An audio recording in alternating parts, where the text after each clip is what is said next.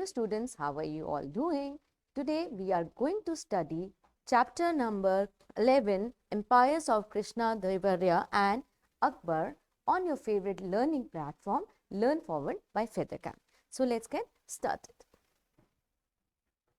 Prior learning, we are going to learn about what these two dynasties talk about. So let's go through this beautiful poem. In a land where kings once ruled, Krishna Devaraya and Akbar each one school. Krishna Devaraya in Vijayanagar seat loved culture and arts and made it a treat. Social ranks were quite a big deal, but he allowed merit, talent to reveal. Akbar, the Mughal king, was so wise, religious tolerance is great prize, made land revenue simple and fair, with zabt prosperity was in the air. So these two rulers had different ways of ruling and they differently, managed the state affairs, but then they made an improvement in the country. So how did Krishna Deva Raya different from Akbar in the approach of social structure? Krishna Deva Raya was actually the one who was into caste system. He made 4 caste system. But if we talk of Akbar, he was different. He was basically into religious tolerance. He was loving with all the religion because he thought that God is one, right? And what was the key economic change introduced by Akbar and how did it differ from Krishna Deva Raya? Krishna Deva Raya's rule and the kingdom was different, but Akbar, he made the land revenue very simple and fair, and that's why it created a lot of prosperity during his reign. Now let's understand this in detail. The medieval period witnessed the rise and fall of numerous powerful empires, each leaving a distinct mark on history. Two notable figures from this era are Krishna Deva Raya and Akbar that emerge as influential rulers of their respective empires. In this chapter, we'll explore and compare these two great empires, and we are going to study about Krishna Deva Raya of Vijayanagar Empire and Akbar the Great of Mughal Empire. So by examining their contribution, policies and impacts on the society, we can gain valuable insights into the dynamics of medieval empires and the diverse way they shape the course of history. तो अब हम पढ़ते हैं Vijayanagar empire के बारे में। विजयनगर, जिसे city of victory के नाम से भी जाना जाता है, ये एक सिटी भी था और एक एम्पायर भी था। It was founded in the 14th century, right? जब इसका बहुत अच्छा टाइम था in its heyday, it stretch from river Krishna in the north to extreme south of the peninsula. So in 1565, the city was sacked and subsequently deserted. Although it fell into ruins in the 17th and 18th century, it lived on its memory to people living in the Krishna Tungabhadra Doab. They remembered it as Hampi, a name derived from the local mother goddess Pampa Devi. Now, these oral traditions combined with the archaeological find, monuments and inscriptions, other records help scholars to rediscover Vijayanagar Empire. Now, Vijayanagar empire को develop किसने किया, तो बनाया किसने था? 2 भाई थे, हरिहरा और भूका. ये 1336 में बनाया गया था. ये लोग कौन थे? ये जागीरदार थे. They were फिड्यूटरीज of Warangal. जब इस वरंगल को ओवररन किया घियासुद्दीन तुगलक ने, तो ये जो भाई है ये कंप्लीट एक जगह थी वहां शिफ्ट हो गए. बट ये जो घियासुद्दीन तुगलक था, इसने कंपनी को भी कॉन्कर कर लिया और इन दोनों भाइयों को बंदी बना लिया. फिर इनको जो है उन्होंने साउथ इंडिया भेज दिया to crush the rebellions there. But कुछ समय बाद इन्होंने मोहम्मद बिन तुगलक के अगेंस्ट एक रिबेलियन किया and they declared their independence and then they built Vijayanagar, that is city of victory, and made it their capital. Now let's just imagine these two brothers were really very powerful. Instead of meeting a lot of challenges, they actually had a triumph over all these problems. Now Harihara, जो अगर हैम्पी की बात करें, हैम्पी कर्नाटका में world second largest world heritage site है. Only the great barrier reef in Australia is ahead of it. अब हरिहरा जो था उसने थ्रोन को असेंड किया 1336 में, 20 साल के लिए रूल किया. फिर बुक्का आया, वो उसने रूल किया उसे 1377 तक. ये जो 2 भाई थे इन्होंने बहुत काम किया. उन्होंने they fought against the Hoysala ruler of Mysore and they also they fought against the king of Madurai, right? अब इन्होंने क्या किया, इन बुक्का ने किंग ऑफ मदुराई को हराया and annex his territory. Gradually इन्होंने पूरा साउथ इंडिया अपने कंट्रोल में ले लिया. फिर इनके टाइम में विजयनगर जो था वो 230 साल तक चला था विजयनगर का किंगडम, और इस किंग्स को रायर्स भी कहते थे. और 3 डायनेस्टीज ने रूल किया, एक संगम डायनेस्टी, एक सलुवा डायनेस्टी, एक तुलुवा डायनेस्टी, राइट? ना ये जो फॉरेन ट्रैवलर्स थे यहाँ पे आते थे और इनको they were startled to see how it is being run. So many travelers such as Niccolo Conti, Abdul Razak and Domingo Pace. They visited the kingdom of Vijayanagar and they described the capital city of Hampi and the life of people in those times. Now, इनका उस समय का जो major ruler था वो था कृष्णदेवर राया, जो उस समय का ग्रेटेस्ट रूलर था। कृष्णदेवर राया ने बेसिकली डिफीट किया था भामिनी सुल्तान को और उड़ीसा के एक राजा को। फिर उसने एक जगह को अनेक्स किया, उस जगह का नाम था रायचूर दुआब। ये जो एरिया था बहुत फर्टाइल एरिया था between river Krishna and Tungabhadra river. Under him the empire covered the whole of South Indian. Finally इसने अपना राज्य साउथ इंडियन में पूरा बढ़ा लिया। ये जो राजा था, he encouraged, he is very good, he was very prosperous, he actually encouraged a lot of prosperity in his kingdom. How? उसने ट्रेड और कॉमर्स को बहुत बढ़ाया। उसने क्या किया, ट्रेडिंग लिंक्स बनाए, किसके साथ, पोर्चुगीज के साथ, इंग्लिश के साथ और डच के साथ। उसने फिर ग्रेट अटेंशन दिया एग्रीकल्चर को। एग्रीकल्चर के अलावा उसने बहुत सारे काम किए, उसने टैंक्स भी बनवाए, डैम्स भी बनवाए और कैनाल्स बनाए इरिगेशन के।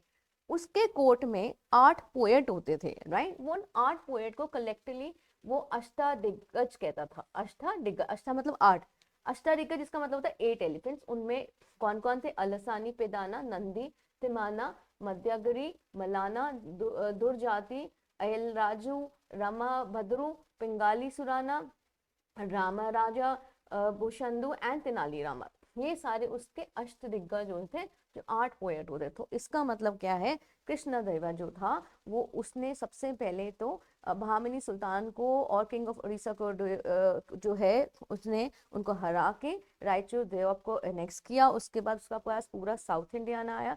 साउथ इंडिया आने के बाद उसने बहुत सारा ट्रेड एंड कॉमर्स किया, लिंक्स बनाए इंग्लिश, डच और पोर्चुगीज के साथ, बहुत काम किया एग्रीकल्चर में, टैंक्स बनाए, इरिगेशन पे बहुत काम किया और उसने आर्ट को बहुत ज्यादा पैटर्नाइज किया।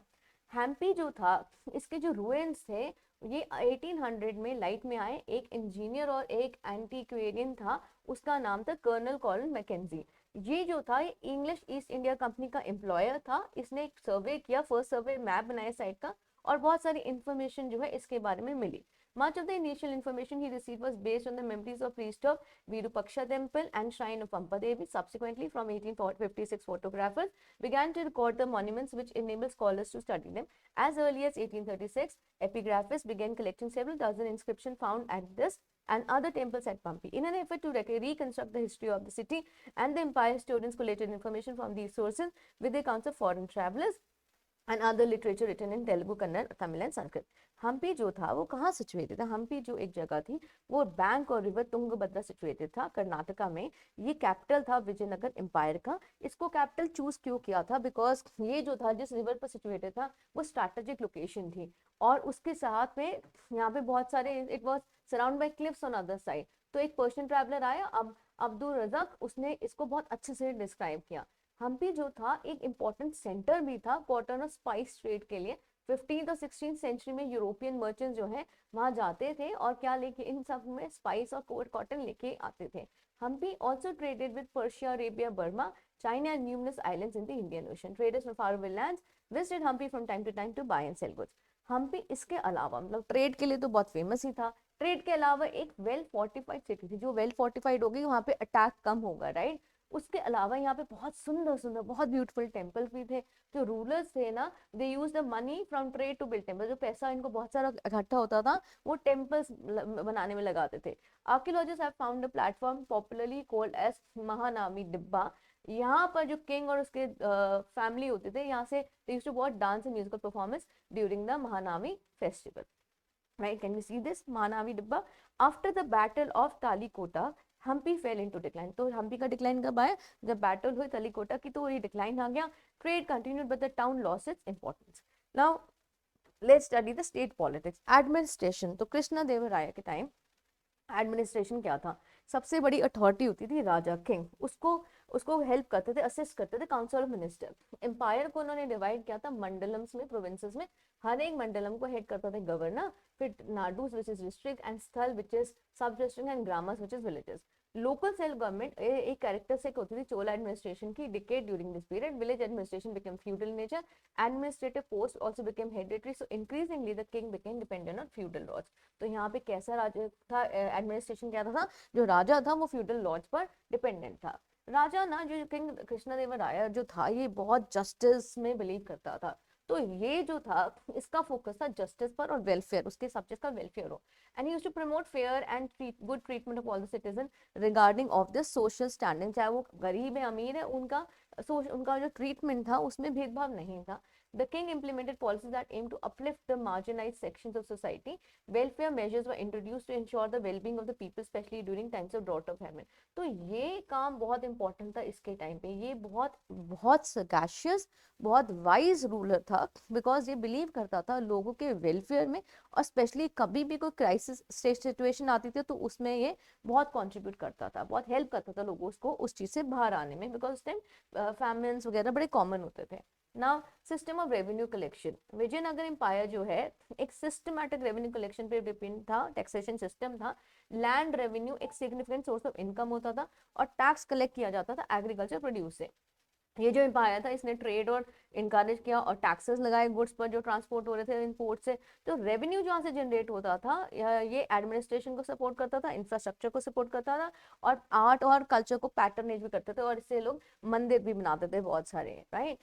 देन इज इनका सोशल स्ट्रक्चर क्या था। कृष्णा देव राय ना ने एक कास्ट सिस्टम बनाया उस टाइम अपने सोसाइटी को शेप करने के लिए। उसने 4 कास्ट बना दिए। उसने एक बनाई ब्राह्मण कास्ट, जिसमें प्रीस्टर स्कॉलर आते थे, क्षत्रिय जिसमें वॉरियर्स एंड रूलर्स आते थे, इसमें वैश्यस मर्चेंट एंड ट्रेडर आते थे, शूद्र जिसमें आर्टिशियन लेबर और सर्विस प्रोवाइडर आते थे। हर एक इंसान का अपना एक रिस्पॉन्सिबिलिटी अलॉटेड थी। अब ये जो ब्राह्मण्स होते थे, इनका बड़ा इन्फ्लुएंस होता था स्पिरिचुअल गाइड और एडवाइजर्स को, रूरल को, ये लोग इनको एडवाइस करते थे। क्षत्रियस जो थे वो रूलिंग क्लास थे, वॉरियर्स थे और प्रोटेक्टर्स थे किंगडम के। जो वैश्यास थे, they played important role in trade and commerce and help in the economic prosperity of the empire. जो शूद्रस थे, लोअर थे सोशल हायरार्की में, और सारी सर्विसेज और काम जो क्राफ्ट्स के काम होते हैं वो ये लोग परफॉर्म करते थे। ना if we talk of the arts literature, इसके टाइम में आर्ट लिटरेचर बड़ा फ्लरिश किया। आर्ट लिटरेचर कैसे फ्लरिश किया, बिकॉज ये एक सेंटर था आर्ट लिटरेचर आर्किटेक्चर का। जो रूलर्स थे, the growth of Sanskrit and Telugu literature, इस समय पर किस लैंग्वेज का ग्रोथ हुआ, संस्कृत लिटरेचर का और तेलुगु लिटरेचर का। एंड दे वर एमिनेंट, ऐसे जैसे मैंने कहा इसके पास 8 है ना पोएट्स थे, तो यहाँ पे बहुत सारे पोएट्स और राइटर भी थे। Temples, palaces and monuments were constructed with intricate carvings and executive architectural designs showcasing the empire's grandeur and cultural event. तो अगर हम कल्चरल अचीवमेंट की बात करें तो उस समय पे आर्ट को बहुत पैटर्नाइज किया जा रहा था। बहुत सारे ब्यूटीफुल आर्किटेक्चरल स्ट्रक्चर थे जिस जो इसके ना बताते हैं कि उस समय कितना ग्रैंडोर था, right. Now nature of land holding. Discussion of the system of land grants and grants to temple during Krishnadeva reign. During Krishnadeva's rule, land grants were a crucial aspect to empire's administration. The king awarded land grants. क्या award करता था, land grant. किसको देता था, अपने trusted official को या military commanders को या स्कॉलर्स को, as a form of recognition. तो रिवॉर्ड रिकग्निशन जो है लैंड ग्रांट्स के फॉर्म में होता था, जो भी वो अच्छा काम करते थे। ये जो ग्रांट्स होते थे ये टैक्स फ्री होते थे, और काइंड ऑफ जिसको भी मिलता था उसको एक सोर्स ऑफ इनकम होता था। जो टेम्पल्स होते थे उनको बहुत जेनरस लैंड ग्रांट्स मिलते थे रूलर से, enhancing there wealth and influence in society. Temples पर बहुत काम किया जाता था, ये सारा टैक्स फ्री चीज होती थी। Analysis of the role of feudal lords in land holding administration. Feudal lords जो है ये डिपेंड, मैंने आपको कहा था स्टार्टिंग में कि ये लोग किस पे डिपेंड थे, फ्यूडल लॉर्ड्स पे। ये बहुत इंपॉर्टेंट रोल प्ले करते थे विजयनगर एम्पायर में। और इसमें ये क्या था, these powerful local chiefs were granted control over the specific territories and were responsible for collecting taxes and maintaining law and order in their regions. They were expected to render military support to the king during times of war and were given autonomy in governing their domains. अपना domain को अपने manage करने में लिए ये लोग self sufficient थे। As per the economic activities are concern, बहुत सारा ऐसा काम हुआ था जिससे उस जगह का एम्पायर में बहुत ग्रोथ हुई थी, बिकॉज यहाँ पर एग्रीकल्चर जो था वो इसका बैकबोन था। इसके अलावा यहाँ पे बहुत फर्टाइल लैंड थे, जैसे मैंने आपको कहा तुंगभद्रा रिवर था और बहुत सारे क्लिप्स थे। तो यहाँ पे किस चीज को, कौन से क्रॉप्स बोए जाते थे, rice, millet, pulses and sugar cane. इससे फूड सिक्योरिटी मेंटेन रहती थी, राइट। तो वहाँ पे फूड क्राइसिस नहीं था, कोई स्कैर्सिटी नहीं था। उसके अलावा जो एम्पायर था ना, इसमें एक्सटेंसिव ट्रेड हो रहा था, इनलैंड भी और मैरीटाइम भी, बिकॉज ये पोर्ट्स के साथ बना हुआ था। तो ट्रेड रूट्स जो थे उसने कनेक्ट किया एम्पायर को बहुत सारे रीजन के साथ, जिसकी वजह से एक्सचेंज हो रहा था goods like spices, textile, precious gems and ivory. Additionally empire के पास थ्राइविंग हैंडीक्राफ्ट इंडस्ट्री भी थी, जो फाइन टेक्सटाइल्स, मेटलवर्क और पॉटरी प्रोड्यूस करती थी, जिससे जो कंट्री उस वाली एम्पायर की इकोनॉमिक स्टेटस बहुत अच्छा था। उसके अलावा अगर हम बात करें पोर्ट्स एंड ट्रेड सेंटर के, ये एक स्ट्रैटेजिक लोकेशन था जहाँ अरेबियन सी और बे ऑफ बंगाल के पास, जिसकी वजह से ट्रेड बहुत फ्लरिश हुआ किन कंट्रीज के साथ, Persia, Arabia, China and south east Asia में। हम्पी जो इसकी कैपिटल थी, ये एक प्रोमिनेंट ट्रेड सेंटर था जिसमें मर्चेंट्स आते थे दूर दूर दूर से और ट्रेड करते थे।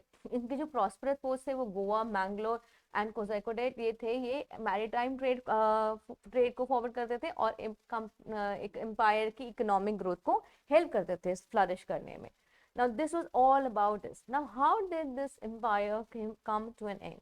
Within the polity, claimants to power, including members of the ruling lineage as well as military commanders, the first dynasty known as Sangam dynasty exercised control till 1480 में। पहले तो हमने कहा ना इसमें 3 डायनेस्टी आई थी, संगम, सलूबा एंड तुलुवा। तो संगम डायनेस्टी जो थी वो 1485 तक आई थी। इसको फिर सलूबास आए, ठीक है, जो कि मिलिट्री कमांडर्स थे, और वो 1505 तक उन्होंने राज्य किया। उसके बाद आए तुलुवास, जो है फाइनली कृष्णा देवराया जो है तुलुवा डायनेस्टी का मेंबर था। अब कृष्णा देवराया जो है रूल वॉज कैरेक्टर, इसका मेन काम क्या था, इसकी अगर एडमिनिस्ट्रेशन की बात करें तो सबसे प्लस पॉइंट क्या था, यहाँ पर एक्सपेंशन पर काम हो रहा था और कंसोलिडेशन पर काम हो रहा था। ये जो था this was a time when the land between Tungabhadra and Krishna river, which is Raichur river, was acquired. The rulers of Orissa were subdued and severe defeats were inflicted on the Sultan of Bijapur. Although the kingdom remained in a constant state of military preparedness, it flourished under the condition of unparalleled peace and prosperity. अब यहाँ पे best part क्या था, इस जो कृष्णा देवर आया था, ये किस में बिलीव करता था, एक्सपेंशन में, कंसोलिडेशन में। आर्मी वाइज बहुत स्ट्रांग था, ठीक है, अगर कोई से अटैक करेगा इसको पता था कि मेरे को कैसे मैनेज करना है। बट पैरेलली उसकी जो एम्पायर की जो पीस और प्रॉस्पेरिटी वो इक्वली एस्टैब्लिश थी। ये जो है ये बहुत फेमस है कि फाइन टेम्पल्स बनाए इसने और गोपुरम्स बनाए, जिसकी वजह से बहुत सारे साउथ इंडियन टेम्पल्स बहुत फेमस है। He also founded a suburban township near Vijayanagar called Nagalapuram after his mother. Some of the most detailed description of Vijayanagar come from the time or just after. The strain began to show within the imperial structure following Krishnadeva Raya's death in 1529. जब तक ये जिंदा था सब कुछ अच्छा था, but इसे इसकी डेथ हुई तो इसके जो सक्सेसर्स थे they were troubled by rebellious Nayakas or military chiefs. By 1542 the control at the center had shifted to another ruling lineage, that of Aravidu, which remained in power till the end of 17th century. During this period, as indeed earlier, the military ambitions of these rulers of Vijayanagar as well as those of Deccan Sultanates result in shifting alignments. Eventually, this led to alliance of the Sultanates against Vijayanagara. In 1565, Ram Raya, the chief minister of Vijayanagara, led the army into the battle of Rakshaki Thangari, and then it is where his forces were routed to by the combined armies of Bijapur, Ahmednagar and Golconda. ये जो victorious army थी, they sacked the city of Vijayanagar. City was totally abandoned within a few years. Now the focus of the empire shifted to the east, where the Aravidu dynasty ruled the Penukonda and later from Chandragiri. Although the armies of sultans were responsible for the destruction of the city, Vijayanagara relations between the sultans and Rayas were not hostile in spite of religious differences. Krishnadeva Raya, for example, supported some claimants to power of sultanates and took pride in the title established of Yavan Kingdom. Similarly, the Sultan of Bijapur intervened to resolve succession disputes in Vijayanagar following the death of Krishnadeva Raya. In fact, the Vijayanagar king first seen to ensure the stability of sultanate and vice versa. It was adventurous policy of Rama Raya who tried to play off one sultan against another that led the sultans to combine together and decisively defeat him. तो finally इसका जो सल्तनत था अब खत्म हो गया। अब हम आते हैं मुगल एम्पायर में, जहाँ पे हम बहुत सारी चीजें पढ़ेंगे जिससे हमें पता चलेगा कि बहुत सारी अच्छी चीजें भी हुई थी उस टाइम पर। अब let's study about Mughal empire. Mughals जो थे वो 2 लीनिएजेस से आए थे। मम्मी की साइड से, मैटरनल साइड से वो आए थे descendants of Genghis Khan, right, और Mongol at the Mongol river who ruled over parts of China and Central Asia. अपने पापा की तरफ से वो आए थे, they were successor of Timur, जो कि रूलर था Iran, Iraq and modern day Turkey. अब जो मुगल थे ना, उन्हें अपने आप को मुगल या मंगोल कहलाना अच्छा नहीं लगता था, बिकॉज जंगीज खान मेमोरी जो थी वो एसोसिएटेड थी लोगों के इन्यूमरेबल लोगों के मैसेकर के साथ। So it also linked with the Uzbeks, their Mongol competitors. So on the other hand, Mughals were proud of their Timurid ancestry, not at least because of their great ancestor had captured Delhi in 1398. They celebrated their genealogy pictorically, each ruler getting a picture made of Timur and himself. तो ये इस चीज को बहुत enjoy करते थे। अब जब मुगल्स थे ना, इन्होंने ऑल इंडिया एम्पायर बनाया और इसको बहुत समय तक ना अच्छे से 2 सेंचुरीज तक चलाया। फर्दर अगर हम देखें the administrative system that they created outlisted their rule. जो पहले 6 मुगल एम्परर्स थे वो थे बाबर, हुमायूं, अकबर, जहांगीर, शाहजहां और औरंगजेब। तो इस वाले चैप्टर में हम बाबर और अकबर के बारे में पढ़ेंगे। जो बाबर था वो फर्स्ट मुगल एम्परर था और he ruled Fergana in central Asia at a time when Lodhi kings were ruling over the Delhi सल्तनत। जो लोकल रूलर्स थे उसने बाबर को बुलाया, इंडिया आ जाओ और लोधीज को आप चैलेंज करो। Babar had heard of a lot about fabled wealth of Hinduism and thought that Babar को पता था हिंदुस्तान में बहुत पैसा, तो यहाँ लूटपाट में जाऊंगा और यहाँ पे स्टैब्लिश कर लूंगा अपना kingdom. And he thought that it was a good opportunity to expand his kingdom. तो 1526 में बाबर जो है वो इब्राहिम लोदी से मिला। कहाँ मिला था? फर्स्ट बैटल ऑफ पानीपत में। वहां पे उसने एक बैटल हुई उसकी, और उसके बाद उसके पास तो बहुत एफिशिएंट आर्टिलरी थी। जो लोधी आर्मी थी वो बड़ी थी बाबर से, बट फिर भी बाबर ने जो है इब्राहिम लोदी को हराया और कॉन्कर करा दिल्ली और Agra, right. So this was the Babur time. Now let's study about Akbar in detail. Akbar जो था सबसे बड़ा रूलर था मुगल डायनेस्टी का, और बहुत अच्छा ग्रेटेस्ट रूलर भी कहलाया जाता है। उसके समय पे बहुत सारा ना चेंज आया उसके एम्पायर में। He brought glory to the empire, is called Akbar the great, इस करके उसको अकबर द ग्रेट भी बोला जाता है। अब बात करते हैं इसकी एक्सपेंशन एंड कंसोलिडेशन थ्योरी को। He became the king in 1556 when he was just 13 years old. Imagine, आप लोग भी सब इतने साल के हैं। ये कब राजा बनता? जब से सिर्फ 13 साल का था। बैराम खान जो था उसने was appointed as Akbar's successor. Now soon after coming to power, Akbar defeated Hemu. Akbar ने हेमू को डिफीट किया, जो कि जनरल था अफगान फोर्सेस का, in second battle of Panipat. कुछ साल बाद he ended the regency of Bairam Khan and took over the government. Then he conquered Gwalior, Ajmer and Jaunpur, and in 1561 he also annexed Malwa. Akbar offered a hand of friendship to the Rajput. Akbar को पता था राजपूत जो है वो बहुत strong party है, उनने उनसे अच्छे से बना के रखी। He promise to let them rule peacefully if they acknowledge Mughal authority. उसने कहा अगर तुम अच्छे से रहोगे तो मैं तुम्हारे साथ अच्छे संबंध बना के रखूंगा। However he fought against those Rajput rulers who opposed him, पर जिन्होंने उसे अपोज किया उसके अगेंस्ट उसने फाइट भी किया, उसको अपोज भी किया। 1568 में he conquered Chittor and Ranthambore. He defeated Rana Pratap of Mewar in battle of Haldighat in 1576। Akbar built a vast empire, इसने बहुत बड़ा एम्पायर बनाया। इसने गुजरात को कॉन्कर किया, वेस्ट में बंगाल को किया, उड़ीसा को किया, और उसने बहुत सारा सेंट्रल इंडिया को भी कॉन्कर किया। नॉर्थ वेस्ट में इसने कश्मीर, सिंध, काबुल और कंधार को ऐड किया। डेक्कन में इसने बेरार, खानदेश और पार्ट्स ऑफ अहमदनगर अपने कंट्रोल में लाया। अकबर को ना हंटिंग बहुत पसंद थी। वो क्या करता था, एक स्पेशल हंटिंग ड्रेस होती थी ग्रीन कलर में, येलो स्पॉट्स होते थे कि वो ना कैमोफ्लेज हो जाए और जानवर से पहचान ना पाए, उसे एक बुश की तरह ही समझे। So he was very fond of hunting. ना it's his state policies. Akbar का एक सेंट्रल एडमिनिस्ट्रेटिव सिस्टम था जो इसने बनाया। He actually introduce a special centralize administrative system जो उसके मुगल एम्पायर को गवर्न करता था। उसने सारे अपने प्रोविंसेस को ना सूबास में डिवाइड कर दिया। हर एक सूबा को सूबादार जो है या गवर्नर जो है वो उसे हेड करता था। और अकबर क्या करता था, strong central control over these provinces to maintain the unity and stability. और उसका जो उसको सब ऊपर से कंट्रोल करना अकबर का काम था। बट अगर हम देखें उसने सारे प्रोविंस को सूबास में डिवाइड कर दिया, सूबास को हेड करते थे सूबादार या फिर गवर्नर। फिर अकबर ने क्या किया, राजपूत को बहुत स्ट्रॉन्ग बनाया। Strong supporters of Mughals, he tried to gain their loyalty many ways. और राजपूत के साथ इसने बहुत अच्छे अपने ना अपने डीलिंग रखी। He defeated the Rajputs but did not humiliate them. इसने कई जगह पे जो ऑप्रेसिव रूलर्स थे उनको डिफीट भी किया, पर उनको ह्यूमिलेट नहीं करता था, टॉर्चर नहीं करता था, टायरनिकल राजा नहीं था ये।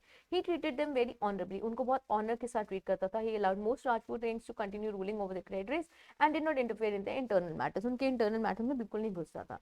Akbar gave high post to Rajput chiefs in his administration. Raja Man Singh जो थे उस समय पर, तो उनको राजा बीरबल जो था वो बहुत ट्रस्टेड ऑफिशियल थे और वो राजपूत थे। फिर उसका आया mansabdari system and in the role of government. अब इसने जो था इसने एक सिस्टम बनाया, unique military cum civilian administration system बनाया, उसको मनसबदारी सिस्टम बोलते थे। ये जो था ऑफिशियल और मनसबदार जो थे उनको मनसब जो थे उनको प्रॉपर रैंक्स मिली हुई थी मिलिट्री कैपेबिलिटीज में, एडमिनिस्ट्रेशन रिस्पॉन्सिबिलिटी में। जितनी बड़ी रैंक होती थी उतनी ज्यादा उसको सोल्जर्स मिलते थे। ये system ensured loyalty and emperor to the streamline governance. ये उसका एक तरीका था, एक सिविलियन एंड ना ये एक सिविलियन तरीका था या military cum civilian administrative structure था। फिर इसकी जो पॉलिसी थी अकबर के टाइम पे बहुत ज्यादा रिलीजियस टॉलरेंस था। अकबर ने कभी फोर्सफुली किसी को नहीं किया कहा कि आप इस्लाम में कन्वर्ट हो जाओ। अकबर जो था सब अगर हम देखें अकबर बहुत पैट्रोनेज करता था सारे रिलीजन को, बिकॉज उसका मानना था कि भगवान एक है. Let's study about his religious tolerance. Akbar's policy of religious tolerance was a remarkable feature to his rule. He embraced a liberal approach towards various religions and sought to create a harmonious and inclusive society. तो उसका एक तरीका था, वो बहुत liberal था, वो सब रिलीजन्स की बहुत इज्जत करता था और एक हारमोनियस सोसाइटी बना के रखी हुई थी. He initiated discussion between scholars of different faith. और वो जो दूसरे दूसरे फेथ, एक सपोज हर एक फेथ के रिलीजन को इनकरेज करता था कि वो अपने रिलीजन के बारे में बताएं. उसकी जो रिलीजियस टॉलरेंस थी उसकी वजह से वहां पर कल्चरल डाइवर्सिटी बहुत थी और सोशल हार्मनी थी उसके राज्य में. The Mughal Empire exhibited a diverse social structure comprising various community religions and ethnic groups. Akbar's policy of religious tolerance and inclusion led to a multicultural society where people from different backgrounds coexist. तो अकबर जो है उस समय, अगर हम अकबरनामा पढ़ें तो अकबर की पॉलिसीज और रेंज के बारे में वो बताता है. अकबर जो था बहुत ज़्यादा रिलीजियसली टॉलरेंट इंसान था. He realize early that to establish a strong empire he had to gain the confidence of his Hindu subject. उसे लगा कि मैं राज्य पर कभी भी इतना अच्छा रूल नहीं कर सकता जब तक मेरे पास हिंदू सोसाइटी का भी इक्वल लव ना हो. उसने मेजॉरिटी उन सबको है ना, he used to actually was not pretended but he had tolerance for everyone because of which there was a lot of harmonious environment over there. उसने अपने सारे सब्जेक्ट्स को इक्वल ट्रीट किया. रिलीजन को इंडिविजुअल के ऊपर छोड़ दिया कि किस आपको कौन सा रिलीजन है, कोई फोर्सफुली किसी को कन्वर्ट नहीं किया. People had the freedom to worship as they like. Akbar adopted numerous measures to show his secular spirit. उसने और बहुत काम किया, उसने बहुत बड़े बड़े काम किए. उसने बेसिकली एक पिलग्रिम टैक्स होता था 1562 में और जजिया होता था 1560 में, जिसके लिए लोग बहुत अपोज करते थे, उसको हटा दिया, अबॉलिश कर दिया. फिर उसके बाद उसने एक एक प्रैक्टिस जो थी कि आप जबरदस्ती प्रिजनर्स ऑफ वॉर को इस्लामिक कन्वर्ट करिए, वो भी उसने हटा दिया.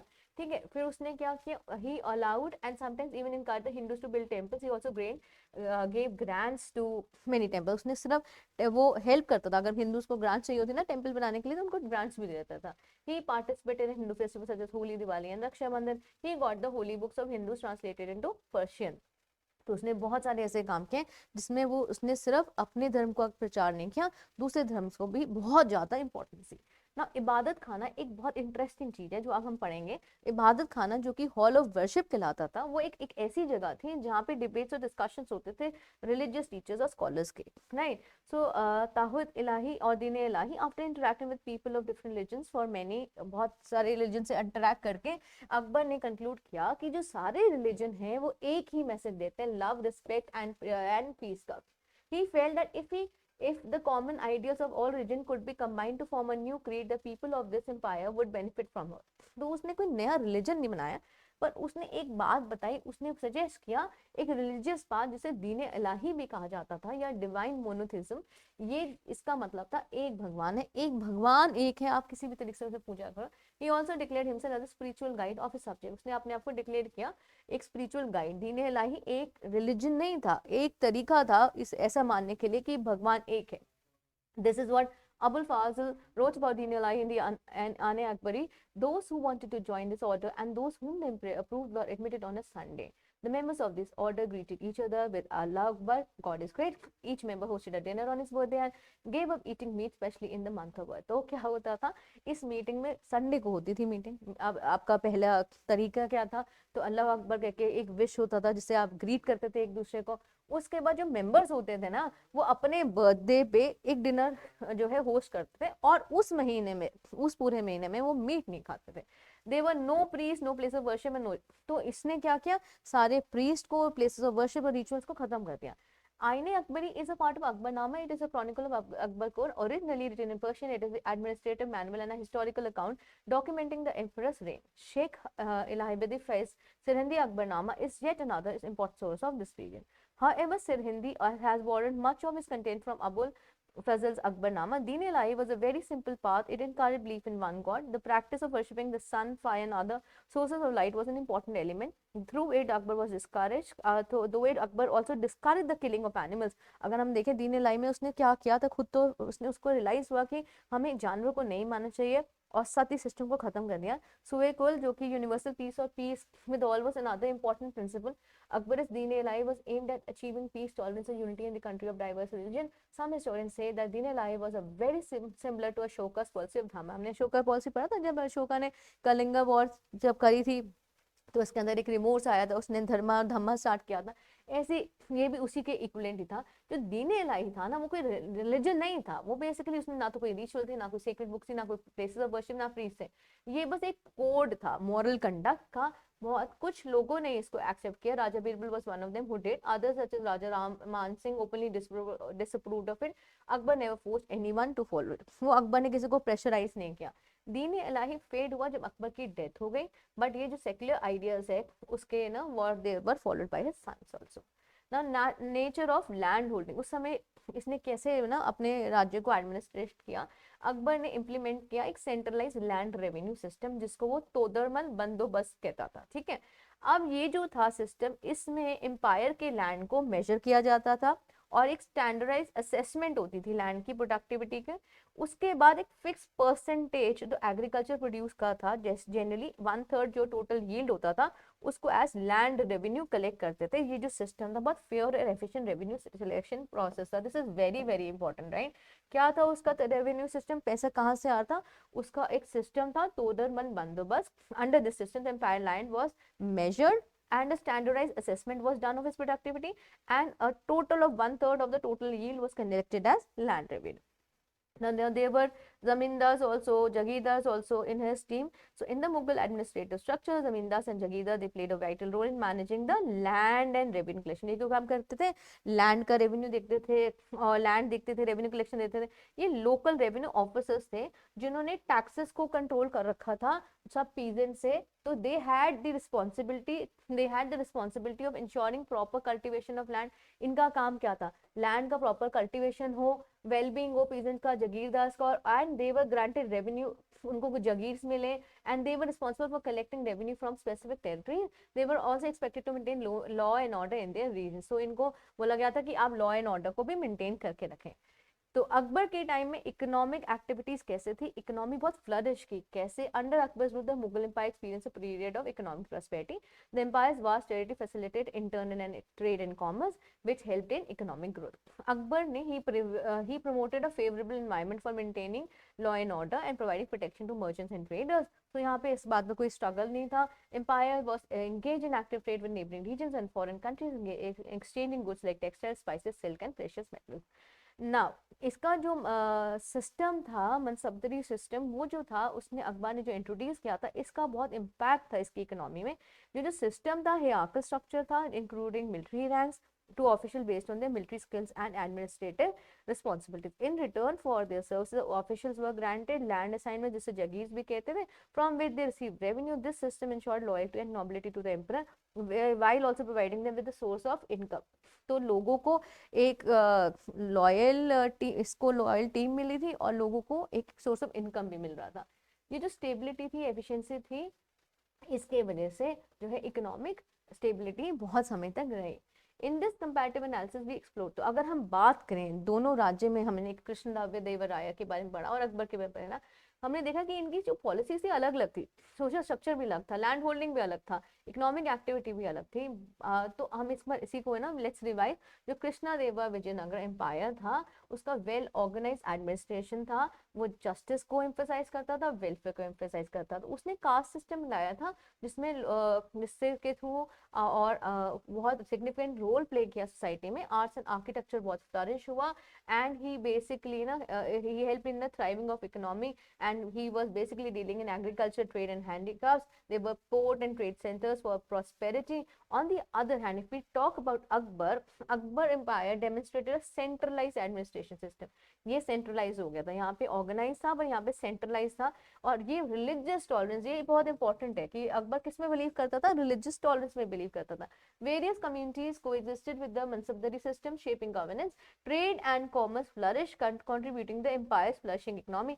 This chapter provides valuable insights into the historical legacies of those influential empires, offering a glimpse into India's dynamic tapestry. In conclusion, the comparative analysis of Krishnadevaraya and Akbar Empire revealed the profound impact on India's history. Krishnadeva Vijayanagara Empire represented period of cultural brilliance and benevolence rule, while Akbar rule exemplified religious tolerance and inclusive governments. Both empires thrived in different ways, with Krishnadeva focusing on art, literature, and trade, and Akbar emphasis on economic prosperity and religious harmony. This chapter serves as a stepping stone to a deeper exploration of India's rich historical heritage, urging us to appreciate the diversity and richness that have shaped our nation's narrative order over centuries. May the knowledge gained by this chapter inspire further curiosity and appreciation for the dynamic and vibrant history of India. So this was all about the chapter. We studied about these two rules. It felt as we are diving into the empires and studying every bit of it. Now let's do the assessment. What was the capital of Vijayanagar Empire? It was Hampi. Then who were the founders of Vijayanagar? It was Harihara and Bukak. Then which ruler is known as the greatest of Vijayanagar Empire? Krishnadeva Raya. What was the unique feature of Krishnadeva Raya? In his court, the poets were Ashtha Diggats. Then next is, which city was the capital of Mughal Empire during Akbar? It was Agra. Who introduced the Mansabdari system? It was Akbar. What was the administrative system introduced by Akbar to govern the Mughal Empire? तो इनका administrative system जो था वो क्या था आपका? इनका administrative system was feudal system. Mansabdari से it was the Mansabdari system. Which religious policy did Akbar follow during this? इसने कौन सा किया था? Religious tolerance. Now the Vijayanagar Empire was established by two brothers, right? So they were established by two brothers, and their names were it was established by Harihara and Buka, and it was established in 1336. Krishnadeva Raya, the greatest ruler of the Vijayanagar Empire, defeated the Bahmani Sultan and annexed the fertile area which was known as dash between the Krishna and Tungabhadra river. तो हम देखें इन्होंने एक कृष्णा देव राय जो था वो एक बहुत बड़ा रूलर था, और इसने जो है यहाँ पर बहुत ज़्यादा बहुत सारा काम किया, and then he was able to annex which place? This is Raichur Doab. तो इसने क्या कौन सी जगह अनेक्स की थी? रायचूर दुआब को अनेक्स किया था, and because of which he was able to have a complete hold of south India. The three main dynasty जो थी वो आपकी तीन मेन डायनेस्टी जो हमने पढ़ी हैं इसके टाइम में. The three main dynasty that were there in his time, it was the Sangam dynasty, the Saluva dynasty, and the Tuluva dynasty. Now let's come to the next question. The next question is, you have to learn the spellings also. The ruins of Hampi were brought into light in 1800 by an engineer and an antiquarian named Colonel Colin Mackenzie. The city of Hampi fell into decline after the Battle of Tolista in 1565. But trade continued, and albeit with the loss of importance. Akbar, the great Mughal ruler, introduced a central administrative system and divided the empires into subhas, each ruled by a governor known as Subedar. The Mansabdari system introduced by Akbar assigned military ranks or mansabs to official based on their military skills and administrative responsibility. Let's come to true false. Krishnadeva Raya and Akbar both ruled during the same time period? No. The Vijayanagar Empire was founded in 14th century by Harihara and Buka, right? That's true. Next is, Hampi in Karnataka is the world's largest World Heritage Site. That is again true. Then Krishnadeva Raya encouraged trade and commerce and established links with Portuguese, English, and Dutch. Yes, that's true. Then caste system played a significant role in shaping society during Krishnadeva Raya rule. That's true. Akbar introduced a Mansabdari system, a military cum civilian administrative structure. That's true. Deen-e-Ilahi introduced by Akbar was a new religion with priest. नहीं, ये new religion नहीं था, कोई religion नहीं था, ये moral of conduct था. Akbar abolished the practice of forcibly converting prisoners of war into Islam. True. Now, what were the key achievements of Krishnadeva Raya during his rule? Krishnadeva Raya had a great time during his kingdom, and he believed in the policy of expansion and consolidation, जो मैंने आपको यहाँ पे बताया था. He was the one who had acquired complete South India, and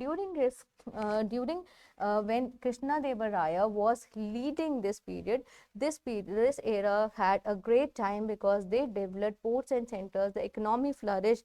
There was a great time when people were having proper caste system. After the caste system, it was the patronage of the arts and literature, and there was a flourishing in the architectural grandeur. Let's come to the next question. The next question is, How did the Vijayanagar Empire contribute to trade and commerce? Vijayanagar Empire flourished a lot in trade and commerce. Vijayanagar Empire was basically built on river Tungabhadra, which was very important for all the trade and commerce. Now, in the Vijayanagar Empire, it had a major strategic location along the Arabian Sea and the Bay of Bengal, and there was an establishing trade and commerce with foreign countries like Persia, Arabia, China, and Southeast Asia. Not only this, the merchants from far and wide used to come there. So there was prosperous ports of Goa, Mangalore, which facilitated maritime trade and enhanced the economic growth of that time. Next question is, this is done. This is done. How did Akbar establish a centralized administration system and what were the key features? Akbar had a great time during his presence, and he made the centralized system, right? This system was a centralized system with proper rules. So he had a centralized administrative system. He had divided the entire province into subas. Each suba was governed by a subedar, and centrally he used to maintain unity and stability. He also made the Rajputs very strong supporters of Mughals, and he really wanted to gain their loyalty in many ways. He used to crush the ones who used to be very oppressive, but then most of them were treated very honorably. He actually, he knew that he had to be in good terms with Hindus, which were the main people living there. So he allowed most Rajput kings to continue ruling without interfering into their working, and he gave a lot of high posts to Rajput rulers also, right? Then let's come to the next question. The next question is, what were Akbar's efforts towards religious tolerance and how did they impact the Mughal Empire? We will study in the further chapter that Akbar was we have studied that he was very religiously tolerant. He considered God as one. He even adopted the policy of the Nilai, which was a moral conduct in which he was very tolerant to all the religions. He used to give grants to for temple building. He used to literally have a place a hall where he used to conduct the debates of people of interfaith religion, and that impacted his Mughal Empire. Then what was the Todarmal Bandobast and its significance in Akbar's land revenue system? Akbar had introduced Todarmal Bandobast, in which the entire area was structurized. It was calculated, the entire land was calculated, and 1/3 of the total yield was taken as the revenue. What role does Zamindars and Jagirdars play in the Mughal administrative structure? Zamindars and Jagirdars played an important role in collecting the tax, in taking care of the welfare of the people, in taking care of the land, and in also ensuring proper land and revenue system. Then, how was the Vijayanagar Empire established and who were the founders? Vijayanagar Empire was established by two brothers, and they were the ones who actually made to the flourishing of this empire, which ruled for over a lot of years. Now, when we talk of Vijayanagar, this was a place which was started. This was a place which was actually found by Harihara and Bukka in 1336. Although at that point of time they were feudatories of Varangal, and then when Ghiyasuddin Tughlaq had invaded, so they shifted to Kampili. But then when Ghiyasuddin moved to Kampali and conquered Kampali, they were taken as prisoners and then they were sent to South India. But after some time, these two brothers rebelled against Tughlaq, and then they built Vijayanagar and made Hampi as its capital.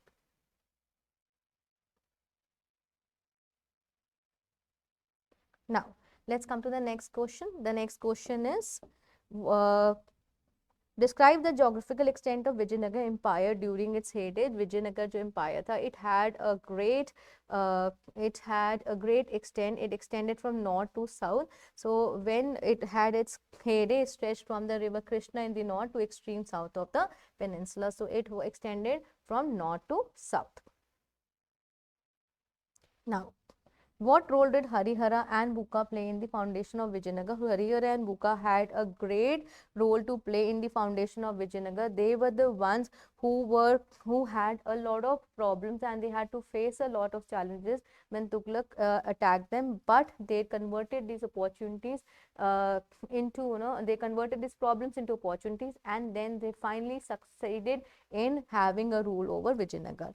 What were the notable achievements of Krishna Deva Raya during crossing the river, Deva Raya was a ruler who was really patronized during that time, because he was the one who patronized a lot of welfare for the people. He considered the welfare of people, although he created the caste system, but that was a divisional labor work given as per the roles assigned. He was the one who expanded a lot of trade, and his economy flourished during that time. He also did a lot to establish the architecture over that time. How did Krishna Deva Raya contribute to the economic development of Vijayanagar Empire? Krishna Deva Raya was really important in enhancing the economy of the country, because he believed in expansion and consolidation. Because of him, he prayed, because of the strategic location of Vijayanagar, he was able to develop and establish a flourishing trade with countries like Persia, Arabia, China, and Southeast Asia. Then he was the one who actually, he basically, at that point of time, there was a exchange of goods like spices, textile, and precious gem. Handicraft industry also flourished during that time. It produced fine textile, metalwork, pottery, which contributed to economic prosperity during Vijayanagar Empire. Then there's next question: how did Krishna Deva Raya contribute to economic development of the Vijayanagar Empire? This we have done. Discuss the significance of the Ashtadiggaj in Krishna Deva Raya's court. If we talk of Krishna Deva Raya had a court in which he had 8 poets. They were collectively known as Ashtadiggaj. These 8 poets were collectively known as Ashtadiggaj, जिसका मतलब होता है 8 elephants. They were Alasani Pedana, Nandi Thimana, Madhyagari Malana, Dhur Jati, Ayal Raju, Rama Bhadru, Bengali Surana. Then we had Rama Raju Bhushan Nandu and Tenali Raman. So these were the eight poets who encouraged a lot of literature in his kingdom. Right. So this is about the entire chapter. We have done all the question answers, and this is about the entire chapter and the question answers. I know it was a lengthy chapter, but I hope you enjoyed learning. Happy learning.